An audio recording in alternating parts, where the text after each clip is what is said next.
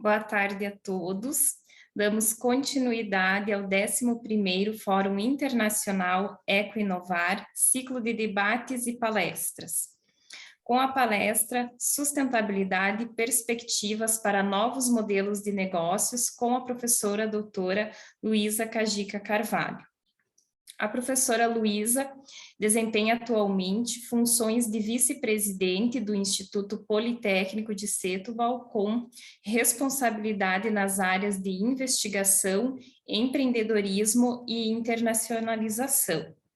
Em termos de docência no ensino superior, é professora no Departamento de Economia e Gestão na Escola Superior de Ciências Empresariais do Instituto Politécnico de Setúbal, onde coordena o mestrado em Ciências Empresariais. As suas funções na docência e investigação são no domínio do empreendedorismo, inovação, internacionalização e sustentabilidade.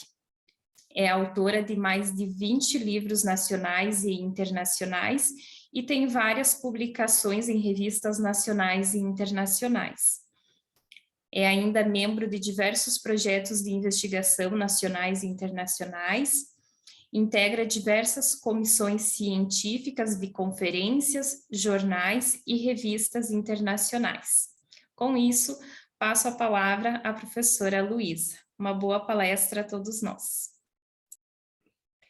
Muito boa tarde, penso que no Brasil também já é boa tarde a todos. Gostaria de agradecer, na pessoa da professora Jordana Kneipp, o convite para estar hoje aqui nesta 11ª edição do Eco-Inovar e dizer que será aqui um prazer estar hoje aqui convosco. Vou tentar falar aqui um português de Portugal que seja perceptível e de uma forma mais aberta, mas penso que haverá uma parte com algumas questões e debate e estarei ao dispor também para esclarecer e alguma coisa que não compreendam para voltar a referir. Vou então aqui partilhar a minha apresentação. Penso que já estarão a visualizar. Então, nesta edição do Eco-Inovar, que é aqui uma conferência que eu muito aprecio, até porque já uma vez estive aí presencialmente e achei de facto uma conferência muito interessante pela dinâmica que tem de relação até com a comunidade, envolvimento dos estudantes, etc., sobre um tema que, portanto, vocês já vão na 11ª edição, penso que foram muito inovadores há 11 anos atrás, quando pensaram neste tema, não é? Juntar, portanto, a parte da inovação com a parte da sustentabilidade, portanto, num tema que se mantém atual. Eu vou aqui partilhar um pouco a investigação que tenho desenvolvido, que tem a ver com as questões da sustentabilidade e trazer, portanto, este tema para os novos modelos de negócio. Então, tentar aqui um pouco referir qual vai ser aqui a minha abordagem, é tentar perceber porque é que este tema é importante, o que é, como fazer e quais serão os caminhos futuros. Começando pela importância do tema, tal como a Eco-Inovar mantém aqui a sua atualidade 11 anos depois, na discussão de temas de sustentabilidade, nós vivemos cada vez mais, portanto, um conjunto de problemas relacionados com as alterações climáticas, com os impactos que, no fundo, a atividade económica tem sobre a natureza, portanto, sobre o clima e, em última análise, sobre a vida de todos nós, não é? Como é que isto nos afeta e já começamos, de certa forma, a sentir essas alterações no nosso dia-a-dia. E, nesse sentido, as empresas terão também que se adaptar e de encontrarem novas soluções. E essas soluções poderão passar por uma utilização menos intensiva dos recursos e, nesse âmbito, aparece-nos aqui aquilo que se entende por economia circular. No fundo, a economia circular pode ser entendida aqui como um conceito estratégico, não é? Na medida em que vai permitir que, ao invés de utilizarmos de forma tão extensiva os recursos naturais, possamos reduzir a utilização desses recursos, reutilizá-los, recuperá-los, reciclá-los e, desse ponto de vista, estamos a falar não apenas dos materiais, mas também em processos de caráter energético, que é um fator, enfim, muito, muito corrente. Não sei como é que está a situação no Brasil, mas aqui na Europa a energia é um fator crítico, sobretudo com a situação da guerra na Ucrânia, em que temos aqui, portanto, muitas dificuldades, sobretudo os países onde faz mais frio do que Portugal, em ter acesso à energia mais barata, por exemplo, para aquecer as pessoas que têm temperaturas negativas e não conseguem sobreviver se não tiverem, portanto, o aquecimento, não é?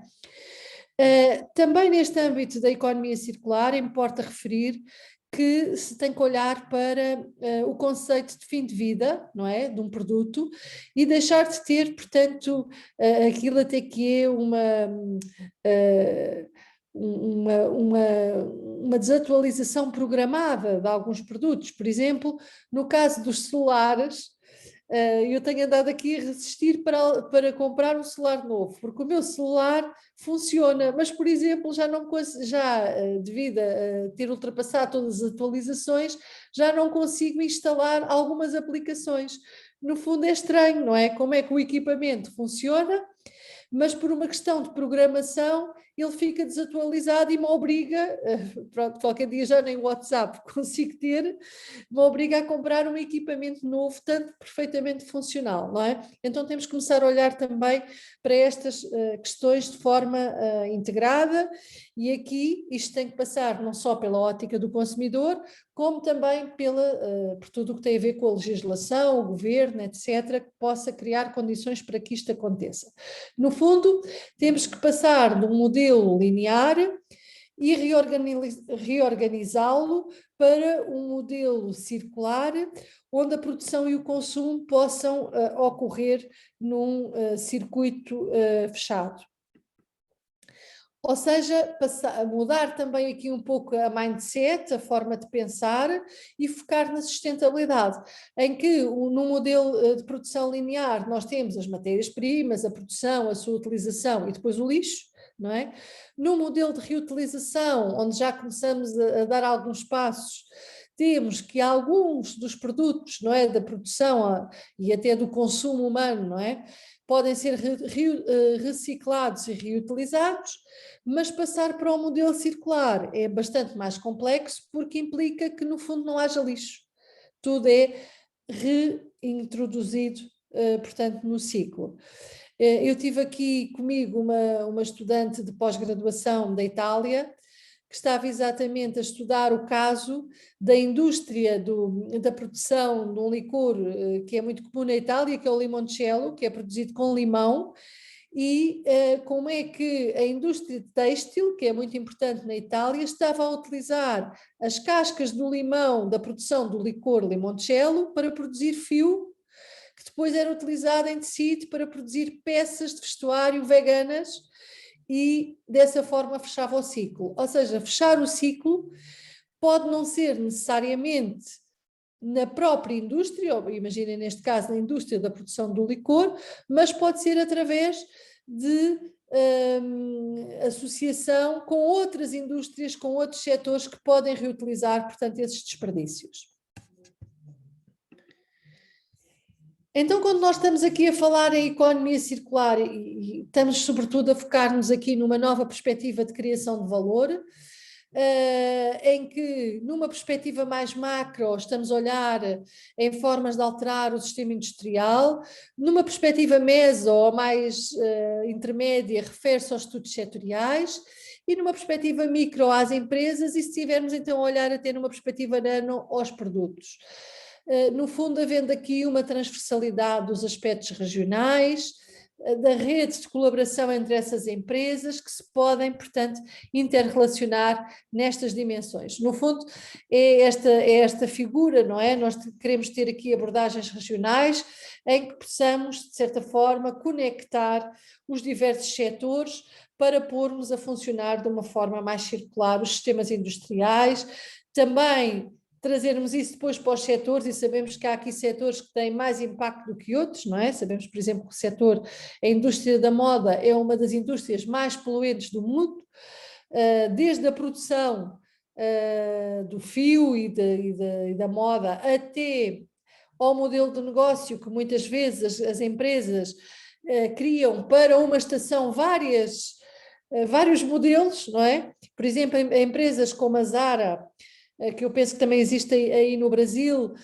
chega a alterar os seus modelos semanalmente, exatamente para incentivar as pessoas a comprarem, portanto, sempre peças diferentes, não é? Há sempre uma novidade.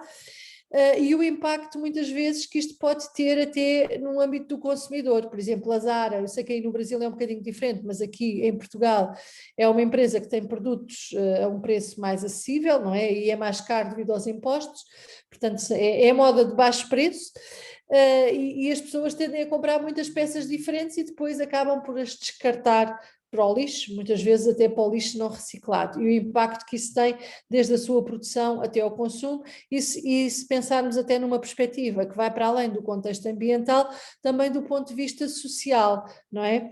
Que tipo de mão de obra é que é utilizada por vezes para produzir essas peças e em que condições? Portanto, há aqui uma dimensão também de sustentabilidade importante. Depois olharmos para isto numa perspectiva da empresa e mesmo na perspectiva de um produto, ou seja, os produtos quando são desenhados terem logo um design que possibilita a reciclagem. Muitas vezes nós em casa deparamos com produtos que não é possível descartar em várias partes e reciclar, não é? Porque tem qualquer coisa que está pegada e que é, sei lá, plástico e papel ou alguma coisa nesse sentido. Portanto, ou seja, o produto não foi pensado logo numa perspectiva, portanto, de ser reciclado. Não tem um design voltado para a economia circular. Então, como fazer? Olhando aqui como fazer, eu identifiquei aqui, poderão haver outros, mas identifiquei aqui 4, digamos assim, partes que serão relevantes neste processo. Temos o lado da procura ou demanda, não é? Em que temos os consumidores, temos a parte do governo, com toda a legislação que pode ser criada nesse âmbito, temos as organizações internacionais e depois temos a parte da oferta com as empresas. Hoje aqui nesta apresentação eu vou passar por todas, mas vou-me focar mais nas empresas porque tem a ver com o contexto dos modelos de negócio. Quando estamos a pensar nos consumidores, cada vez mais nós temos consumidores, sobretudo os mais jovens, que estão mais conscientes com as questões, portanto, do ambiente. Sobretudo a geração Z, por exemplo, foi feito, portanto, um questionário nos Estados Unidos, até seria interessante ver como é que isto aconteceria noutros países, não é? Que mostra que na geração Z, 54%, portanto, estavam dispostos a pagar mais para adquirirem produtos mais sustentáveis. Claro que isto também está indexado à renda de cada país, não é? E depois também verificaram que 34% da geração X e 23% dos baby boomers também mostravam também já alguma vontade, não é? De adquirir produtos, portanto, mais sustentáveis. Também mostrou este estudo que existem tendências importantes nos mercados que até podem originar novos tipos de negócio, como o upcycling, que permite, de certa forma, pegar em produtos antigos ou que já foram usados, não é? E dar-lhes uma nova vida, não é? Até com design, por exemplo, revender ou consignar, não é? Em mercados, e os mercados peer-to-peer, no fundo, são aqueles mercados onde nós temos uma mobília velha e em vez de a colocarmos no lixo, vamos lá vendemos aquela cadeira por X, não é? E alguém, que não é uma empresa, que será um consumidor como nós, vai-nos comprar aquela cadeira e ela não vai para o lixo. Portanto, tudo isto são tendências na área do consumo que são relevantes e que podem aqui promover a economia circular. No âmbito dos governos, eu vou trazer aqui um pouco também digamos assim, de uma boa prática aqui da União Europeia. Nós temos atualmente o Pacto Ecológico Europeu, chamado Green Deal, em que, no caso aqui da União Europeia, tem por objetivo criar aqui um conjunto de atividades com 50 medidas que estão a ser adotadas para que a Europa se torne neutra em carbono até 2050 e que tem aqui um impacto em várias áreas.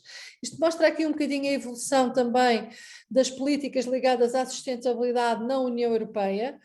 Eu comecei aqui em 2015, sobretudo fui procurar coisas ligadas à economia circular, naturalmente que há políticas de sustentabilidade mais antigas, mas aqui ligadas à circularidade, portanto em 2015 surgiu este plano de ação para a economia circular, depois foram feitos vários planos específicos para áreas como o lixo, o plástico, até impactos no mercado de trabalho.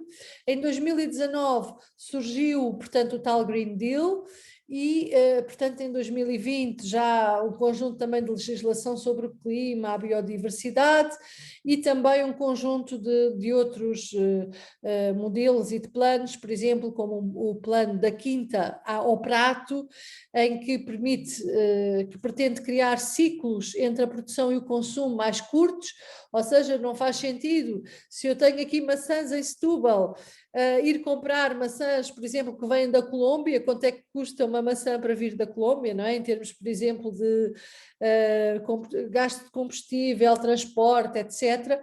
Portanto, então criaram-se aqui um conjunto também de políticas que vão um pouco nesse sentido. E no âmbito, portanto, do plano de ação para a economia circular, eu achei que também era aqui um bocadinho interessante partilhar convosco, portanto, prevê-se então que em 2050 o consumo vai equivaler ao consumo de 3 planetas Terra, não é? Há aqui um impacto grande, o lixo vai aumentar em cerca de 70%, 90% da biodiversidade estará perdida e a água será um recurso escasso. Portanto, então há aqui necessidade de agirmos rapidamente, não é? E neste âmbito a União Europeia, portanto, pretende que estas medidas de economia circular, que por vezes também são um pouco contestadas por algumas indústrias, possam ser uma fonte também de competitividade, ou seja, criar postos de trabalho, aumentar a riqueza, portanto, dos países através da economia circular. Então foi feito um estudo e consideram que esta área de negócios pode aumentar em 0,5% do PIB dos países e criar 700 mil novos trabalhos aqui na União Europeia, fruto, portanto, destas novas abordagens. Depois, uma outra perspectiva que eu trazia aqui também é a perspectiva das organizações internacionais. E neste âmbito há que referir aqui a questão das ODS, ou seja, as práticas de economia circular estão também muito associadas à implementação das ODS, nomeadamente na 6, 7, 8, 12 e 15, e todas estas, agora ligando ao modelo de negócio, que vai ser o foco, onde eu vou dar aqui um pouco mais de desenvolvimento, portanto, ligando aqui aos modelos de negócio, portanto, vão contemplar a implementação dos princípios de economia circular como uma oportunidade, no fundo, para a transição para uma economia ambientalmente, socialmente mais sustentável. Isto leva-nos, portanto, aqui à questão das empresas, não é? No fundo, as empresas, ou quando são uma empresa nova, não é? Uma startup que é criada, ou mesmo empresas que já estão no mercado e que necessitam de repensar o seu modelo de negócio, têm que olhar no sentido de ser um mecanismo para capturar e criar valores e gerar aqui também vantagens competitivas no âmbito da sustentabilidade. Nesse âmbito, portanto, aparece-nos aqui o tal modelo de negócio ligado à economia circular, que no fundo pode refletir, portanto, como um modelo de negócio orientado para a sustentabilidade, que vai tentar criar vantagens competitivas e também contribuir positivamente para o ambiente e para a sociedade. Quando estamos aqui a pensar na sociedade, há exemplos também de modelos de negócio para a economia circular que nem sempre são empresariais, também podem ser modelos ligados às ONG. Por exemplo, nós temos aqui em Portugal um exemplo da ReFood, que é uma organização sem fins lucrativos, portanto uma ONG, uma ONG, que recolhe os restos de comida que estão em boas condições, naturalmente, dos restaurantes e das cantinas, e depois são distribuídos às pessoas com dificuldades económicas e às pessoas sem abrigo, não é? que vocês aí têm outro nome para os sem-abrigo, que agora não me está, portanto, às pessoas que vivem na rua, não é? Mas não me está a lembrar o nome que usam aí no Brasil. E é uma forma de ter um impacto positivo no ambiente, porque é comida que não vai para o lixo, e também ter um impacto social, porque estamos aqui a alimentar um conjunto de pessoas que de outra forma não teriam acesso à refeição ou que teríamos que gastar outros recursos. Então, esta economia, portanto, circular, ou reduzir esses impactos negativos de alinhar, permite também uma mudança sistémica. Isto não se faz de um momento para o outro, sobretudo para as empresas que já estão no mercado, não é? Portanto, é uma visão de longo prazo que permite criar oportunidades de negócio com impactos sociais e ambientais. No fundo, é passar de um modelo de negócio tradicional para um modelo de negócio, primeiro mais sustentável, com uma visão de longo prazo, e depois para um modelo circular, ou seja, um modelo que vai encontrar soluções que vão sempre fechar o ciclo, e aqui quando estamos a falar no fecho de ciclo é gerar o menor impacto possível, e numa situação, digamos assim, ideal, seria criar lixo zero, ou seja, não produzir lixo, tudo o que é lixo é novamente integrado como matéria-prima, como um recurso para outra indústria, etc. Existem vários também modelos e abordagens para criar valor através da circularidade. Aqui partilho só este exemplo, que é o modelo Resolve, que foi um modelo desenvolvido por uma consultora e que permite olhar para exemplos concretos, como ideias para regenerar, partilhar, otimizar, fechar o ciclo, virtualizar e substituir. Ou seja, acho também interessante este modelo que, por exemplo, na área do virtualizar, permite-nos também ligar aqui a uma parte muito interessante de inovação no modelo de negócio, que é o digital. Quando nós estamos a passar alguns recursos para o digital, naturalmente que eu gostaria muito de estar aí convosco em Santa Maria, mas eu, ao estar em Portugal, estou a ter um impacto e uma pegada ambiental muito menor, não é? Não tive que apanhar o avião, percorrer não sei quantos quilómetros, que emitem CO2, por exemplo, não é? Portanto, a questão do virtualizar é uma questão também aqui relevante e que nós utilizámos muito no tempo da pandemia, e penso que as boas práticas ficarão para o futuro. Portanto, e podem ser aqui formatos interessantes também para gerar novos modelos de negócio no âmbito da economia circular. Olhando aqui para as novas avenidas e implicações, até porque eu não queria aqui muito ultrapassar o tempo e deixar algum tempo também aqui para a discussão conjunta. Então, a economia circular, portanto, nas suas várias vertentes, é um tema, portanto, muito relevante para as organizações, independentemente da sua dimensão. Porquê é que eu digo isto? Porque muitas vezes ficamos quase com a ideia que é preciso ser uma grande empresa, uma grande organização para conseguir reduzir estes impactos. Mas não, nós sabemos que a maior parte das economias vivem muitas pequenas e médias empresas, não é? São muitas vezes o sangue, não é? das economias. E estas pequenas e médias empresas também deveriam olhar para isto como uma oportunidade, não é? Olhar para a sustentabilidade não como um custo, mas como uma oportunidade, não é? E trazer aqui, que pode trazer vantagens portanto, para essas empresas, até porque nós temos atualmente muitos consumidores que estão dispostos, portanto, a apostar mais e a comprar produtos que sejam produtos mais sustentáveis, não é? Se formos olhar, por exemplo, para os hábitos alimentares, houve uma alteração muito grande, cada vez é maior o número de pessoas, por exemplo, vegetarianas ou veganas, o impacto que isso tem sobre a indústria, por exemplo, da produção de carne. Por exemplo,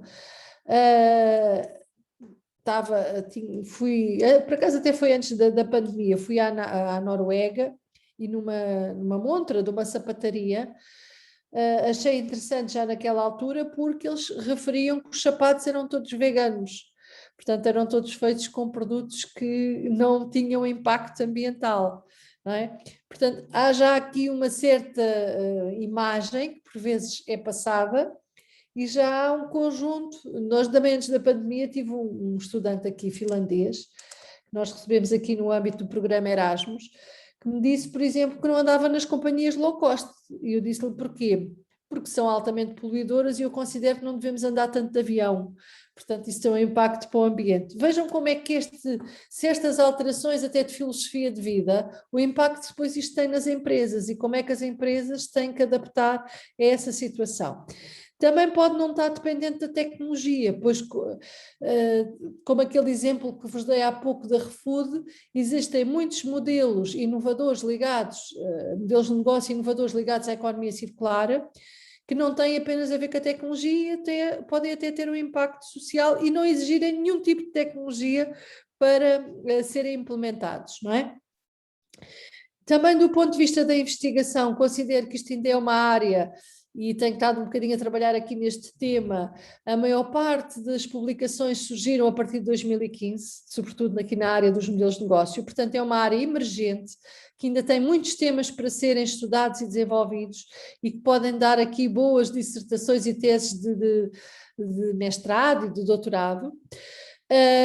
Portanto, traz aqui também a possibilidade da academia trabalhar, portanto, em cooperação com as empresas, para encontrar soluções inovadoras. Nós aqui no Instituto organizamos uma iniciativa uma vez por mês que se chama Ciência à Conversa. Como estamos aqui muito perto do estuário de um rio, temos aqui muitos produtores de ostras, que é um marisco, que é aqui muito comum nesta região. E ontem, por exemplo, o tema foi a economia do mar, e os colegas da engenharia do mar que investigam essa área estavam a referir como é que, por exemplo, poderiam utilizar as águas residuais da produção desse marisco, não é? Para, por exemplo, em vez de descartar isso no rio, ser utilizado para a alimentação dos peixes que estão no tanque ao lado. Portanto, isto é economia circular. Como é que se pode utilizar, por exemplo, as cascas das ostras para as empresas de construção civil, por exemplo? Enfim, aqui uma série de ideias que poderão trazer novas oportunidades e modelos de investigação conjunta entre as universidades e as empresas. Portanto, neste sentido, eu considero que poderão haver aqui muitas oportunidades de investigação em cooperação com as empresas para encontrar, portanto, também aqui soluções inovadoras e que respondam a essas necessidades dos vários intervenientes e que assegurem, sobretudo, que a sustentabilidade, que muitas vezes, como eu disse há pouco, é entendida pelas empresas como um custo, seja entendida como uma mais-valia, uma forma de criar valor e, sobretudo, uma oportunidade. E com isto termino, vou só aqui deixar alguns exemplos de investigação que temos aqui ligadas a esta parte, pode ser também interessante para terem uma ideia aqui no Instituto. Nós somos uma universidade europeia, estamos numa rede de universidades europeias e temos, por exemplo, o tema da economia circular ligada à investigação e ao empreendedorismo, no âmbito do estudo da Universidade Europeia. Tivemos também aqui um projeto interessante que era o Mais Negócio, Menos Desperdício, em que também trabalhámos, portanto, este tema com as empresas, criando, portanto, videoaulas para as empresas sobre este tema em diversas dimensões. Temos também aqui em curso um projeto que se chama Digital for Circular Economy, em que estamos a criar cursos online de economia circular, portanto, para estudantes e para sensibilizar, portanto, a comunidade para este tema, com vários módulos. Pronto, só para dar também aqui algum exemplo de investigação que temos em curso, ligada sobretudo da área da administração, sobre esta área. Pronto, também aqui algumas publicações, algum trabalho desenvolvido, portanto, de investigação nestes temas. E pronto, estas imagens que eu tenho aqui são imagens de um artista plástico português que se chama Bordal 2 e que constrói estas peças, são peças muito, muito grandes, que são construídas, portanto, com materiais descartáveis e do lixo, não é? Com plásticos, com restos de automóveis, etc. E quando vierem aqui a Lisboa, se forem ao local que é muito conhecido, que é o Parque das Nações, esta imagem é na Covilhã, no norte do país, ao pé da Serra da Estrela, mas aqui em Lisboa, no Parque das Nações, tem um lince ibérico, que é um animal que é aqui endémico da Península Ibérica, que é uma espécie de um gato, assim gigante, todo construído com estes materiais, portanto podem depois ver também aqui portanto também utilizar lixo como uma forma de cultura e artística. Muito obrigada pela vossa atenção e ficarei agora aqui ao dispor para as questões que queiram colocar. Também está aqui o meu e-mail, alguma questão depois que tenham posterior, ficarei ao vosso dispor.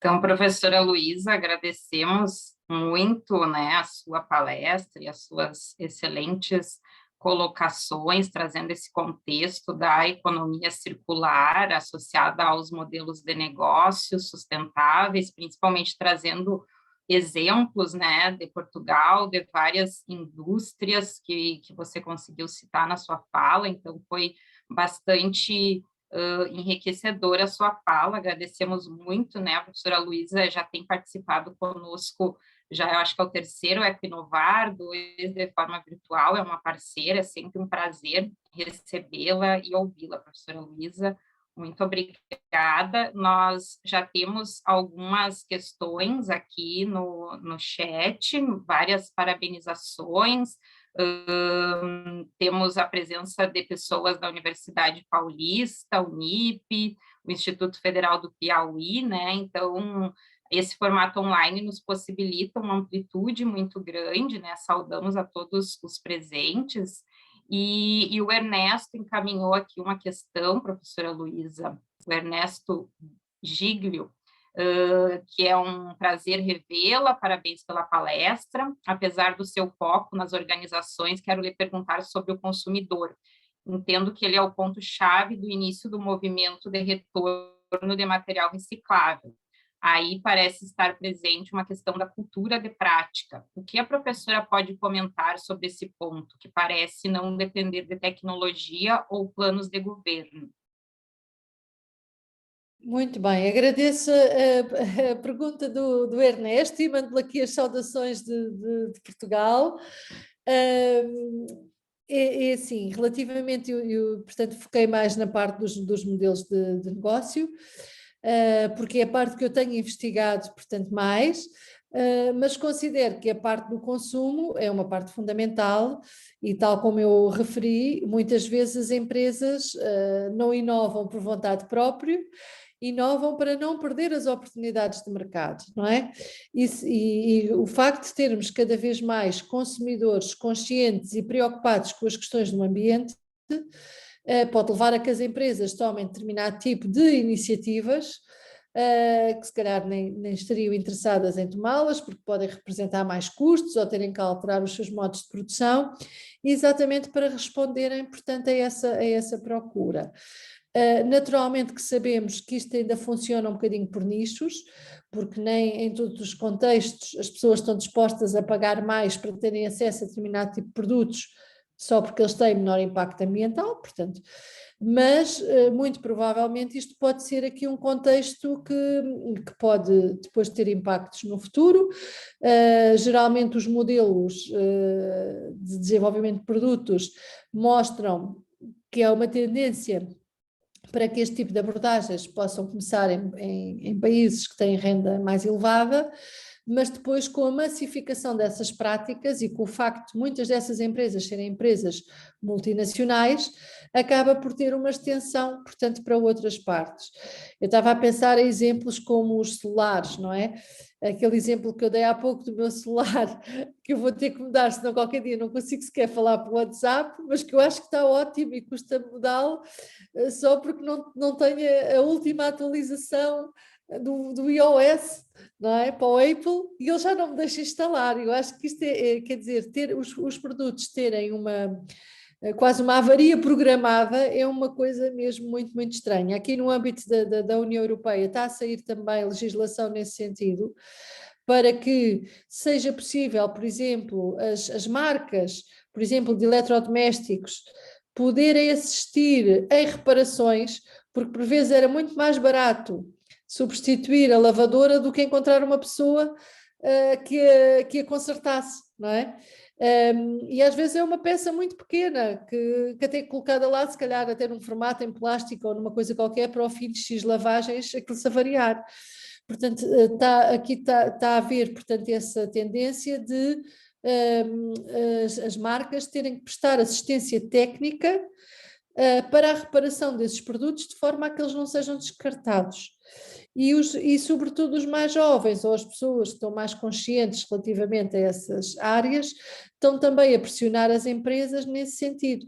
Há outros exemplos também, o caso das empresas como a H&M, não sei se há aí no Brasil a H&M, não me lembro, que permitem, por exemplo, a questão de a entrega das roupas que as pessoas já não utilizam na loja e depois dar um incentivo económico para que as pessoas possam, portanto, utilizar esse voucher, não é?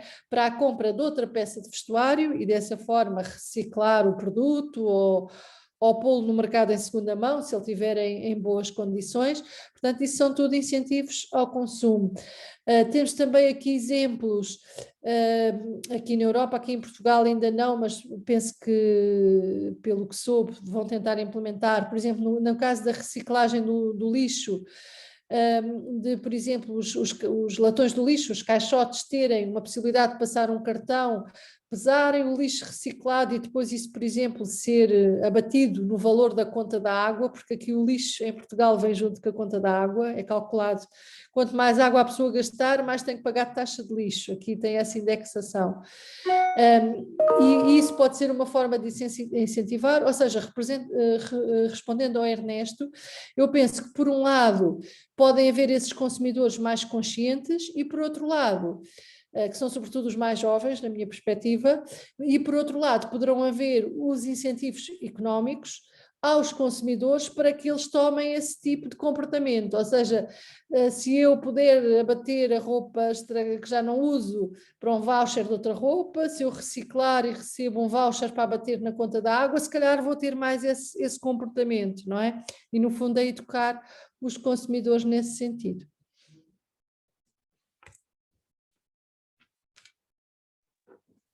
Certo. A professora Clândia levantou a mão. Professora Clândia, por favor. Luísa, só para corroborar com a tua fala, no Brasil a gente não tem ainda a H&M, ela é mais nos Estados Unidos, aqui na América do Sul, acho que a Colômbia já tem, mas no Brasil ainda não chegou. Mas a loja que seria equivalente aqui no Brasil seria a C&A, que tem essa política de receber algumas roupas, mas também a C&A não tem todas as regiões, mas está mais no Sudeste, né?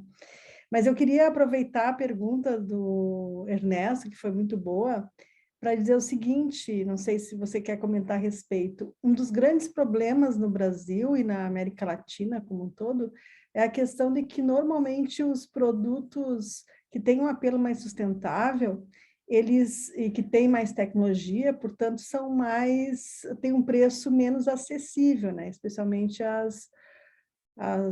classe média e a classe mais baixa, né? Então, como isso que políticas que poderiam ser feitas nesse sentido, né? Eu dou como exemplo, aqui no Brasil, o papel higiênico biodegradável, um produto que já existe, né? Mas que no Brasil nós não usamos porque teria um custo bastante mais elevado que nós temos aqui. Então, o que você poderia comentar a esse respeito? De facto, isso é um problema, não é? Muitos produtos que são reciclados ou biológicos ou que têm menor impacto acabam por ter um preço mais elevado e por esse motivo não podem ser massificados a toda a população. Eu penso que, por um lado, se aumentar, portanto, num contexto de países que tenham um poder aquisitivo, uma renda mais elevada, esse consumo, talvez através da produção em escala, daqui a uns tempos o preço possa baixar e essas pessoas poderão ter acesso a esses produtos.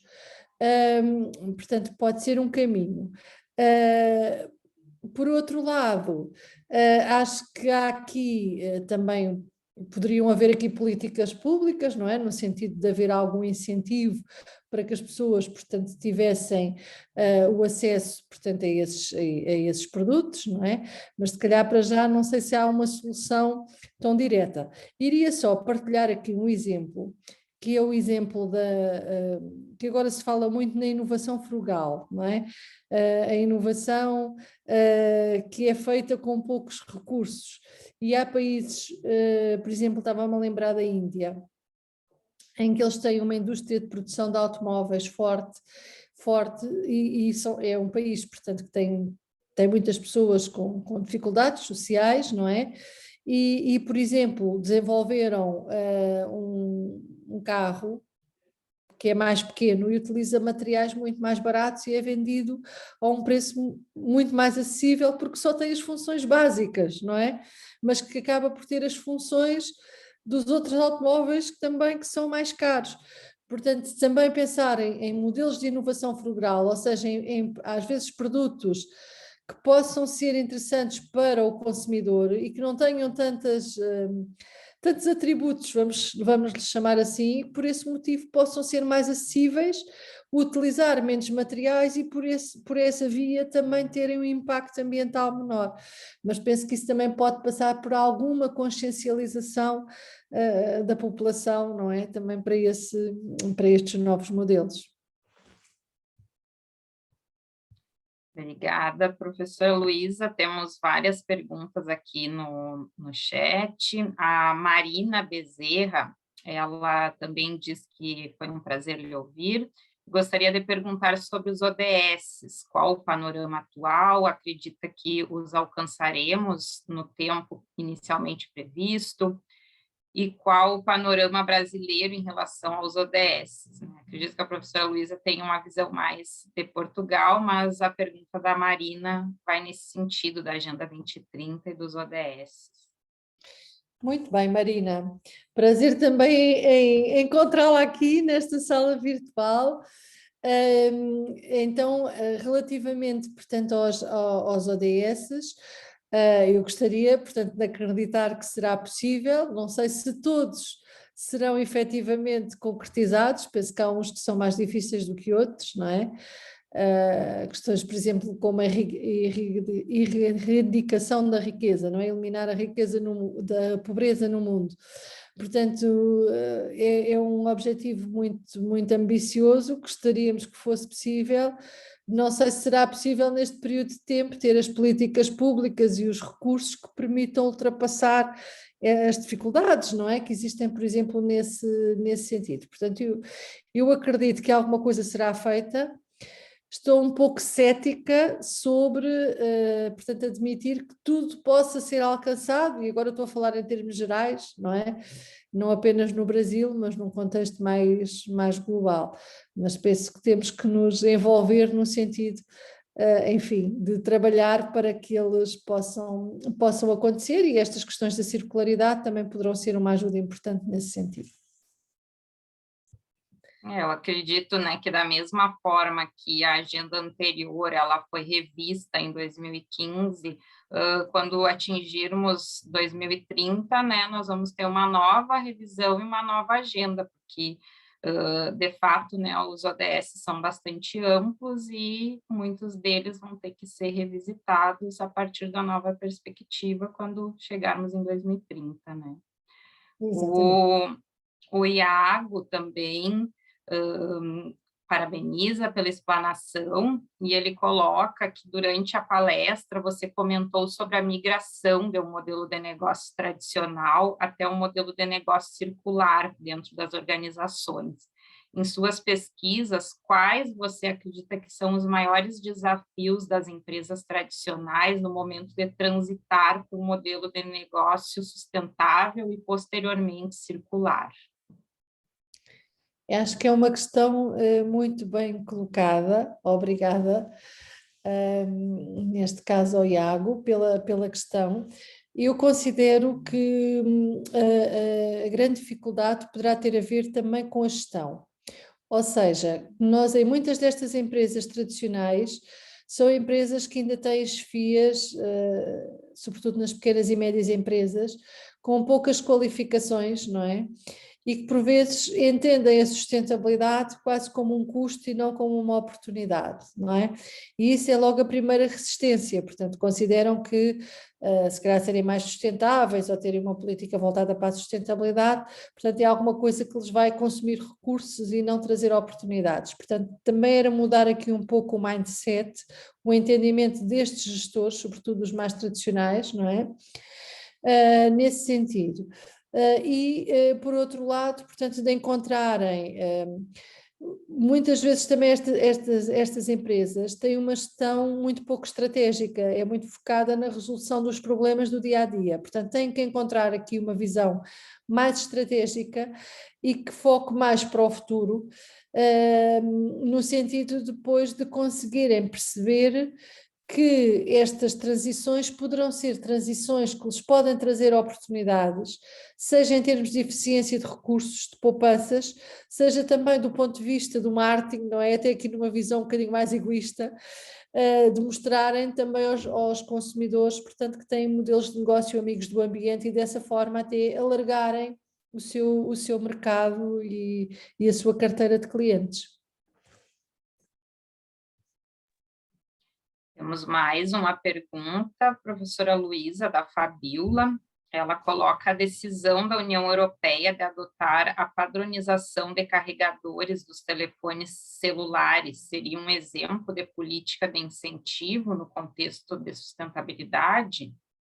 Exatamente, esse é um dos exemplos, não é?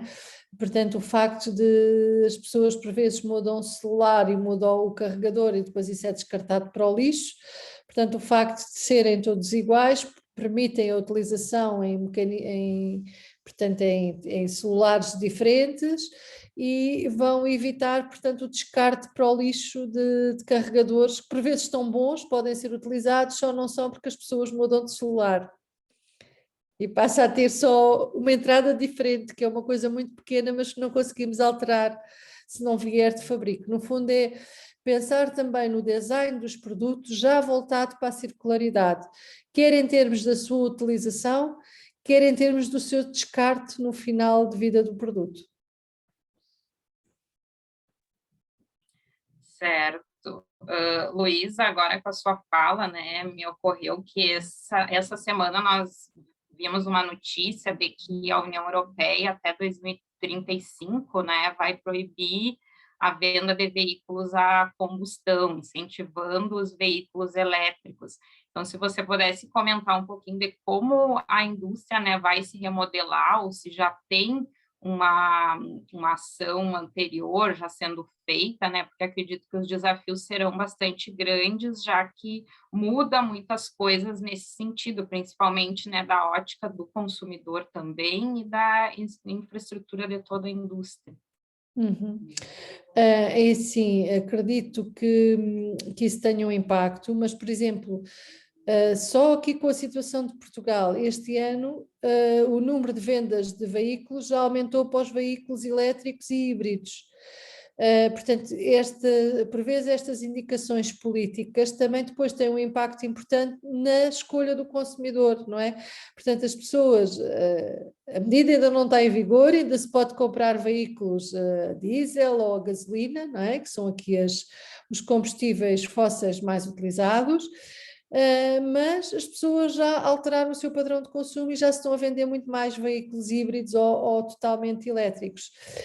Por outro lado, também existem aqui já incentivos, por exemplo, nós pagamos aqui um imposto de circulação do automóvel, e esses impostos são mais baixos se o veículo também for ou elétrico ou híbrido. Portanto, isso também acaba por ter aqui o seu impacto, e eu penso que a indústria, portanto, já se está a adaptar nesse sentido, e, portanto, acaba, mesmo em termos de publicidade que passa, etc., eu já não vejo muito na TV, por exemplo, as marcas até podem ter veículos, e têm ainda, não é?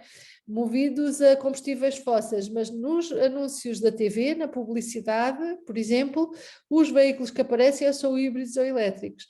Portanto, já há aqui um posicionamento muito importante dos produtores, não é, de automóveis, no sentido de se posicionarem nesse sentido. Eu penso que nesse âmbito teremos aí um grande desafio, que é o desafio portanto, das baterias desses automóveis, não é? Que têm uma duração e que depois acho que também o problema do descarte dessas baterias também é um problema grande. Por exemplo, nós aqui, há cerca de um mês, recebemos aqui um empreendedor que quer abrir um negócio ligado exatamente já a pensar nas baterias dos automóveis.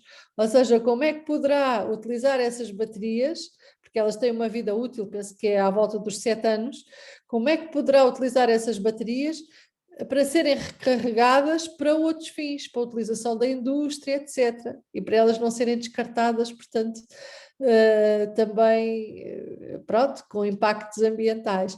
Então lá está, como é que um negócio acaba por poder gerar outros negócios que vêm depois aqui, portanto, a jusante, não é? Deste negócio da venda de automóveis elétricos, que também depois tem esse impacto ambiental das baterias. Jordana, não sei se te respondi. Sim, ótimo, Luísa. Perfeito.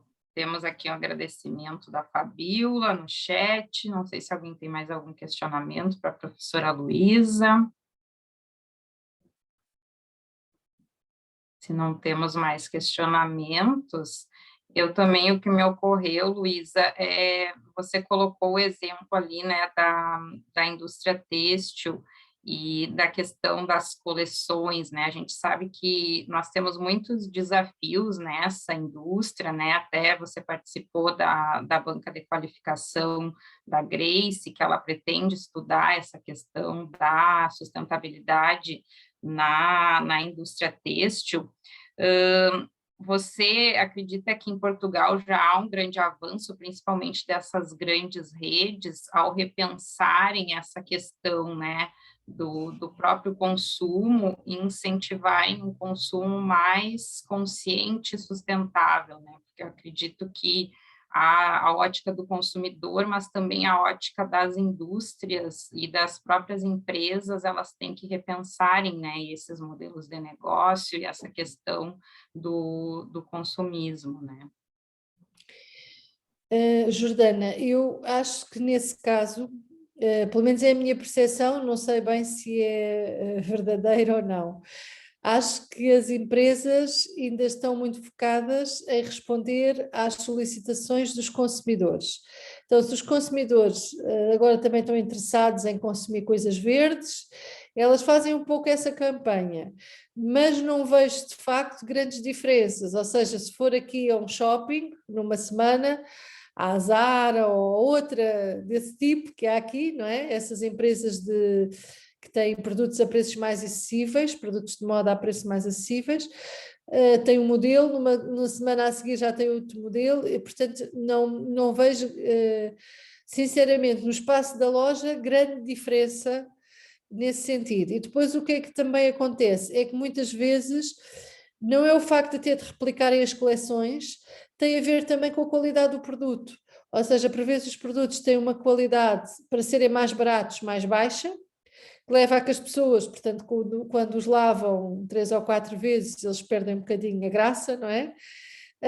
E acabam por ser mais fácil descartá-los, porque eles depois também perdem um pouco a qualidade, enquanto que, se calhar, se fosse um produto com uma melhor qualidade, podia ser, pronto, usado, lavado, etc., e as pessoas conseguiriam voltar. Eu lembro-me, isto também é um fenómeno até, e nestas coisas da sustentabilidade, às vezes sinto que estamos um bocadinho a voltar ao passado, porque eu lembro-me na minha infância, eu já sou um bocado antiga, mas ainda não me considero muito velha. Lembro-me da minha infância que nós, pronto, tínhamos, sei lá, um casaco de inverno, vestíamos aquele casaco, passava aos irmãos, depois passava aos primos, não é? E várias pessoas vestiam aquele casaco e o casaco não, acabava por não estar estragado, ou seja, os produtos eram, comprava-se uma coisa boa, não é? Porque durava muito e depois ainda passava para alguém da família, sobretudo no caso das crianças. E as pessoas não estavam sempre a mudar um agasalho ou uma coisa, a comprar uma coisa de novo.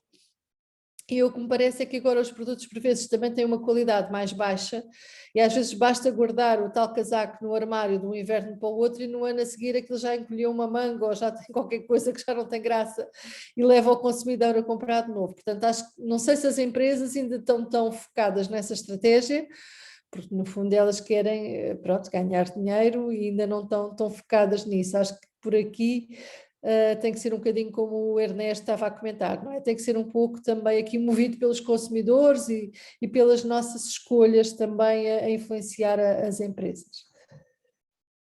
Aqui no Brasil, a gente vê algumas marcas que já estão trabalhando nessa perspectiva do slow fashion, né? Que é uma tendência que vem, mas são poucas marcas que estão trabalhando nesse contexto, né? O Ernesto também colocou uma outra pergunta aqui, Luísa, que no mês passado ocorreu em Santos, próximo de São Paulo, o Congresso Diálogos da Cultura Oceânica. No passado foi no Porto. A gente pensa muito na terra e menos na água. O programa A Década do Oceano pode modificar a situação? Acredito que é um programa de Portugal, ele colocou o link aqui. Não sei se você quer acessar, Luísa. Sim, de facto, nós temos aqui um projeto aqui na região de Setúbal que se chama Os Guardiães do Oceano, e em que temos, portanto, é uma ONG, uma organização sem fins lucrativos, que se dedica, por exemplo, a apanhar lixo plástico que é descartado nos oceanos, portanto, seja nas praias, seja aqui nas orlas marítimas, etc. Como eu estava a dizer há pouco, aqui na região de Setúbal temos aqui um estuário, então temos produção de mariscos de casca, e às vezes para apanhar esses mariscos é preciso colocar sal lá para o marisco sair de fora, não é? E então as pessoas vão apanhar o marisco e descartam as embalagens de plástico do sal. Por exemplo, todos os anos aqui no Instituto Politécnico, as praxes dos estudantes que entram pelo primeiro ano, a sua inserção passa também por iniciativas ambientais, nomeadamente por ações aqui no estuário de irem recolher plástico que é descartado, portanto, nessas zonas costeiras, não é? E de sensibilizar até os mariscadores, os produtores de marisco dessas regiões, para a importância de não deixarem lá o plástico, não é? Porque isso até pode ter depois um impacto negativo na produção do marisco, com o qual eles ganham a sua renda e sobrevivem. Portanto, a parte do oceano é de facto aqui uma parte muito, muito relevante. E pronto, nós aqui também temos isso em conta, até porque estamos aqui muito próximo, quer do rio, quer do mar.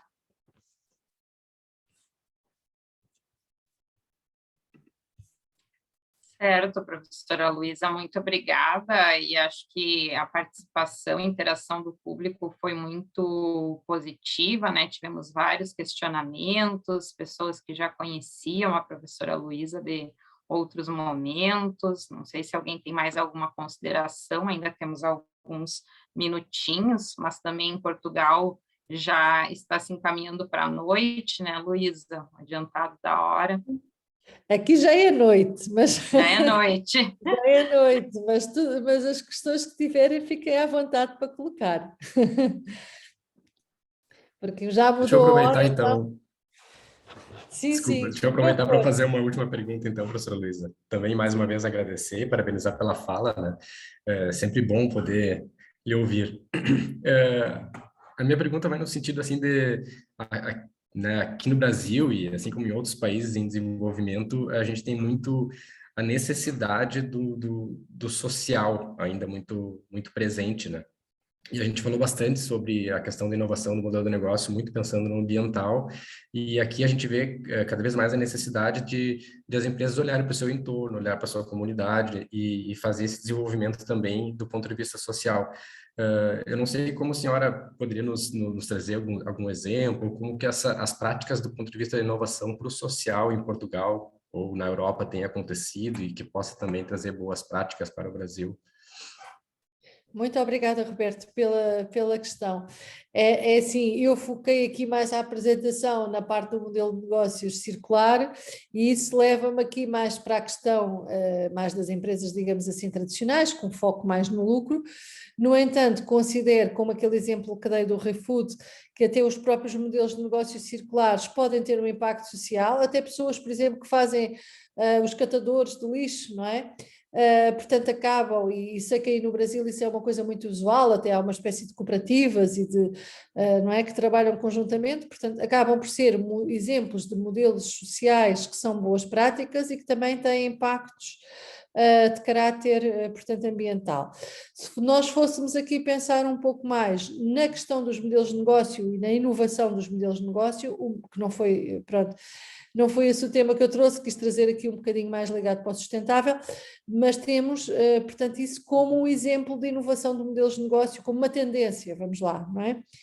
E, portanto, nesse âmbito, existem aqui, portanto, vários exemplos de iniciativas, não é? Que são levadas a cabo exatamente para terem esses modelos de proximidade e de encontro de soluções que vão, portanto, trazer benefícios para a própria comunidade, não é? Pronto, e aqui poderíamos encontrar aqui várias situações de empresas que atuam, portanto, nesse âmbito com soluções que vão ao encontro do problema da sociedade. Por exemplo, aqui há muitas, às vezes também o tipo de soluções que são encontradas dependem muito até das características do país. Em Portugal, por exemplo, como temos uma população muito envelhecida, existem, por exemplo, muitas organizações a atuar nesse domínio, não é?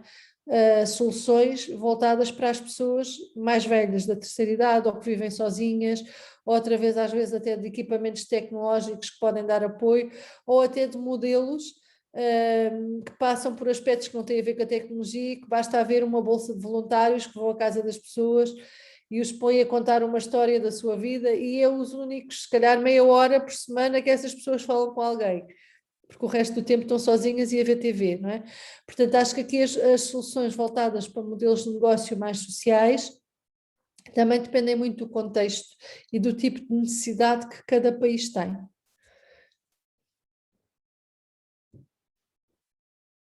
Muito obrigado. Obrigada eu. Certo, professora Luísa, não tivemos mais questões aqui no chat, né? Mas agradeço novamente a sua disponibilidade em participar conosco de mais um Equinovar e espero que a nossa parceria, né, continue em próximos eventos. É sempre muito bom ouvi-la, né, e recebê-la. Claro que gostaríamos de estar recebendo você de forma presencial, mas em função da distância, o virtual, né, tem nos possibilitado essas experiências desde o ano passado, que também é algo bastante positivo, dada a sua agenda lotada, né, essa é a forma possível da gente conseguir a participação. E agradeço muito em nome de todo o grupo Equinovar e passo para a Eluane fazer o encerramento. Então, agradecemos a professora Luísa pela sua disponibilidade, também pela troca de experiências, acho que sempre é muito produtivo. Encerramos as atividades no dia de hoje, né, agradecendo a presença de todos. Retornamos virtualmente amanhã, às 14 horas, né, com a abertura oficial da 6ª Mostra Científica Equinovar e 5ª Expo Equinovar. E lembramos que pela parte da manhã está reservado, né, para a exposição virtual de projetos da Mostra e da Expo, que já se encontram disponíveis no site, então convidamos, né, a todos para prestigiarem e interagirem. Então, até amanhã. Obrigada. Muito obrigada.